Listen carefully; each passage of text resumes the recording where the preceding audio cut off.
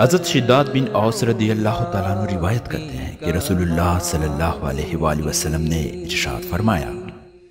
جو مسلمان بھی بستر پر جا کر قرآن کریم کی کوئی سی بھی سورت پڑھ لیتا ہے تو اللہ تعالیٰ اس کی حفاظت کے لیے ایک فرشتہ مقرر فرما دیتے ہیں، پھر جب بھی وہ بیدار ہو اس کے بیدار ہونے تک کوئی تکلیف دہ چیز اس کے قریب بھی نہیں آتی۔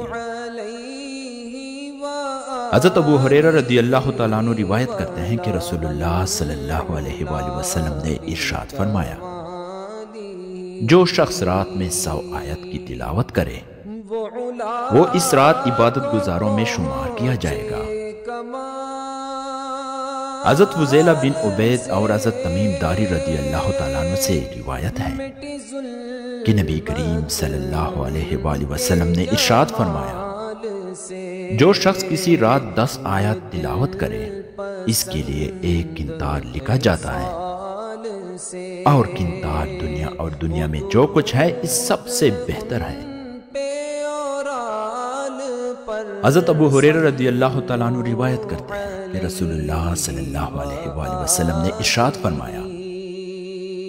جو شخص رات میں 10 آیت کی تلاوت کرے وہ اس رات اللہ کی عبادت سے غافل رہنے والوں میں شمار نہیں ہوگا۔